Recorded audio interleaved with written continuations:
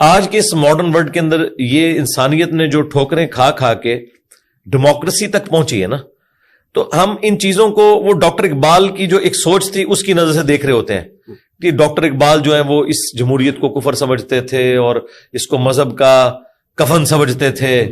تو ڈاکٹر اقبال تو یہ بھی کہتے تھے کہ جدا ہو دین سیاست سے تو رہ جاتی ہے چنگیزی، یہ بھی تو کہتے تھے نا. بالکل. تو یہ جو انہوں نے بات کی ہم جزوی طور پہ ان کے ساتھ ایگری کرتے ہیں کہ جو یہ ماڈرن ڈیموکریسی یورپ اور امریکہ کے اندر ہے نا، اس کے اندر یہ جو ایلیمنٹ ہے نا کہ حلال اور حرام کا فیصلہ بھی عوام کرے گی، ہم کہتے ہیں نہیں، مورل لاز انسان بنا ہی نہیں سکتے، ورنہ مرد بنائیں گے تو مردوں کے حقوق کی حفاظت کریں گے، عورتیں بنائیں گی تو عورتوں کے حقوق کی حفاظت کریں گی. یہ کریٹر ہی ہو سکتا ہے جو بیلنس کرے. لہذا مورل ویلیوز، مورل لاز یہ مذہب بتائے گا آپ کو. اب رہ گئے ٹریفک کے قوانین، تو ٹھیک ہے آپ بنائیں کنسنسس کے ساتھ. آپ نے لیفٹ ہینڈ ڈرائیو گاڑیاں چلانی ہے یا رائٹ ہینڈ ڈرائیو، تو ٹھیک ہے آپ کی مرضی آپ کریں. لیکن ونس مورل لاز کی باری آئے گی تو پھر اگر پوری دنیا بھی ووٹنگ کرے کہ مرد کی مرد سے شادی ہو سکتی ہے تو گاڈ نہیں مانتا. سود لینے والا اور دینے والا ایگری ہے بالرضا، لیکن گاڈ اس کو نہیں مانتا، سود حرام ہی رہے گا، زنا بالرضا حرام ہی رہے گا. اس کے پیچھے کوئی لاجک ہم تلاش نہیں کریں گے، یہ اللہ کا حکم ہے، سیدھی سی بات ہے. تو یہ پاکستان نے کیا ہے. مولانا مودودی رحمہ اللہ نے قرارداد مقاصد کے پاس ہونے کے بعد یہ کہا تھا کہ آج پاکستان کی اسٹیٹ نے کلمہ پڑھ لیا ہے، کیونکہ اس میں یہ مانا گیا تھا کہ حاکمیت اعلیٰ کا مالک اللہ ہے اور پاکستان کی عوام قرآن و سنت کے دائرے کے اندر اس حق کو استعمال کریں گے اور وہ اپنا ایک لیڈر چنیں گے جو قرآن و سنت کے مطابق معاملات کو لے کے چلے گا. اور پاکستان میں کوئی قانون ایسا پاس نہیں ہوگا جو قرآن و سنت کی تعلیمات کے منافی ہو.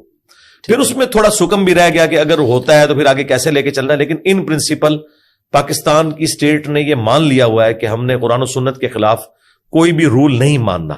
یہی وجہ ہے کہ دیکھیں آج کل اگر کہیں پر کوئی جوا کا اڈا ہے تو قانوناً تو وہ جرم ہے، شراب کا اڈا کوئی اس طرح کا چل رہا ہے تو قانوناً تو وہ جرم ہے، اسی طریقے سے کوئی زنا کا اڈا چل رہا ہے تو قانوناً جرم ہے. آپ شکایت کریں، اس کے اوپر سزا بھی ہوتی ہے، چھاپے بھی پڑتے ہیں. اگر یہ پاکستان کے آئین میں یہ چیزیں اسلامک نہ ہوتی تو آج شکایت تو نہیں آپ کہیں جا کے لگا سکتے تھے. یہ لادہ بات ہے کہ پولیس کوئی پیسہ لے کے چھوڑ دے یا وہ اس میں ڈیلے کرے، وہ الگ بات، لیکن ان پرنسپل جوڈیشری کی لینگویج میں جی بالکل واضح ہے. تو اس کو کہتے ہیں اسلامک ڈیموکریسی، جس میں آپ حلال کے دائرے کے اندر یہ فیصلہ کرتے ہیں کہ کثرت رائے دیکھی جائے گی. یعنی افطار میں ہم نے روح افزا سرو کرنا ہے یا ہم نے دودھ سوڈا دینا ہے یا سادہ پانی دینا ہے، یہ تینوں حلال ہے نا، تو اس میں آپ ووٹنگ کروائیں گے. لیکن اس میں ووٹنگ نہیں ہوگی کہ شراب سرو ہوگی یا دودھ سوڈا سرو ہوگا. یہ پھر آ جائے گی ویسٹرن ڈیموکریسی جو کہ کفر ہے، جس کے خلاف ڈاکٹر اسرار صاحب بھی بولتے تھے. ڈاکٹر اسرار صاحب بھی اسلامک ڈیموکریسی کے ماننے والے ہیں. اچھا، اب یہ جو اس کو خلافت کے ساتھ کمپیئر کروایا جاتا ہے نا، یہ بالکل نان سینس اپروچ ہے. دیکھیں خلافت کا جو نظام تھا نا، وہ اللہ تعالیٰ کے چنے ہوئے لوگ تھے، نبی علیہ السلام کے صحبت یافتہ، اور وہ بھی دیکھیں کتنا عرصہ 30 سال چلی. اس کے بعد دیکھیں نبی علیہ السلام کے ہی صحبت یافتہ لوگوں میں ایسی چیزیں آئیں کہ وہ بتدریج ملوکیت کی طرف وہ سارا معاملہ چلا گیا اور وہ ہم نے سارا بھوگتا جو کچھ ہوا. تو خلفائے راشدین کے زمانے میں جبکہ ہزاروں اہل ایمان موجود تھے، اس کے باوجود ایک پولیٹیکل سسٹم ڈی ٹریک ہوا، وہی ملوکیت آ گئی اور وہی قتل و غارت کا سلسلہ شروع ہو گیا حکومت کے دوام کے لیے. اور یہ سلسلہ بنو عباس میں، بنو امیہ میں، ایون سلطنت عثمانیہ میں بھی ساری معاملات چلتے رہے. ہاں، مسلمانوں کو ایک ریلیف اس اعتبار سے تھا کہ اوورال اسلامی حکومت تو نہیں لیکن مسلمانوں کی حکومت تھی، ایک شیلٹر تو تھا، اس اعتبار سے ہم اس کی تعریف کرتے ہیں، ورنہ وہ اسلامی حکومتیں نہیں تھیں. ہاں، آج کی ویسٹرن ڈیموکریسی میں کئی خوبیاں جو ان کے اندر موجود نہیں تھیں، جن میں سے سب سے بڑی خوبی میں سمجھتا ہوں فریڈم آف ایکسپریشن ہے. میں اب جتنا بولتا ہوں دینی معاملات کے اوپر، آپ سوچ سکتے ہیں کہ یہ میں کسی مذہبی حکومت کے اندر بول سکتا ہوں؟ ان کے عقائد کے اوپر ضرب پڑے گی. یہ باتیں نہ میں ایران میں بیٹھ کے کر سکتا ہوں نہ سعودیہ میں.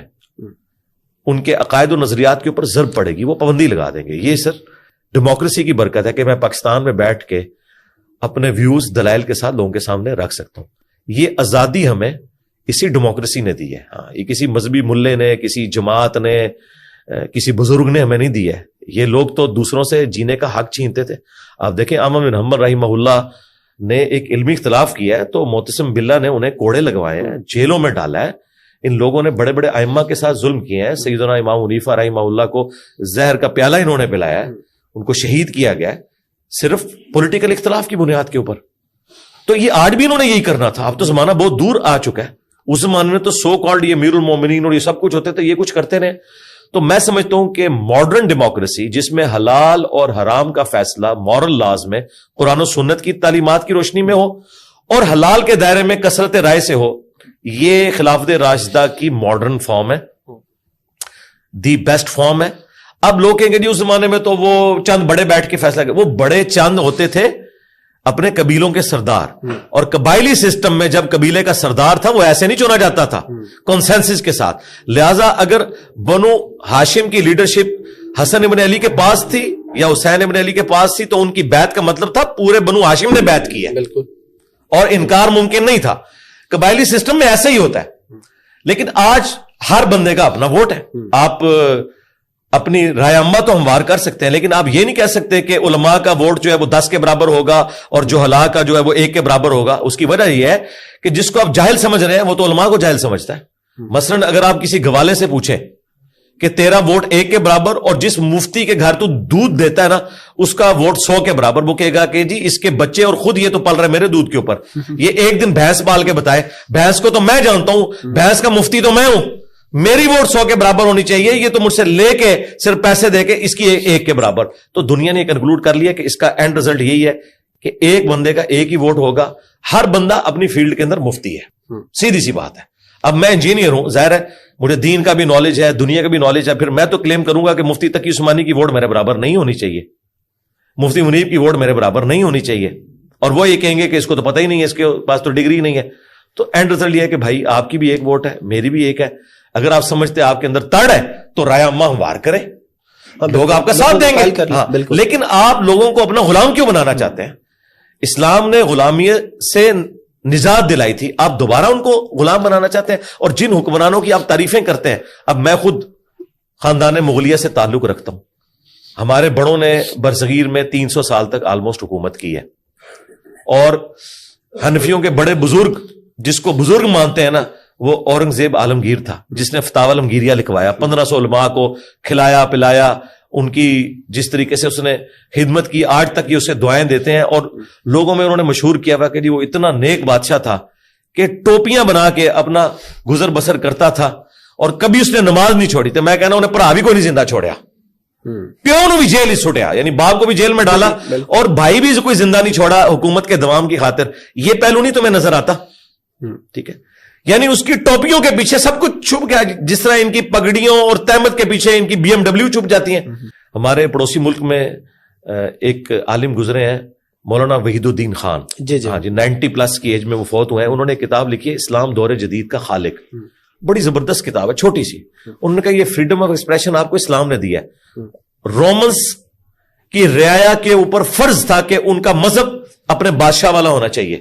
پہلی دفعہ اسلام نے کہا کہ نہیں, بادشاہ جو بھی ہے نچلے لوگوں کو اپنا دین رکھنے کی اجازت ہے. دیکھیں حضرت عمر نے یروشلم کو انٹرنیشنل سٹی قرار دیا ہے, وہاں جیوز بھی آتے تھے, کرسچنز بھی, حالانکہ کرسچنز نے کتنے 100 سال جیوز کو انٹر نہیں ہونے دیا, لیکن حضرت عمر نے کہا نہیں, سب آئیں اور اپنی اپنی عبادتیں کریں, یہ ان کی مذہبی آزادی ہے. اسلام نے آزادی دی ہے کہ آپ کے اوپر کوئی لازم نہیں کہ آپ نے بادشاہ کا دین یا فرقہ اڈاپٹ کرنا ہے.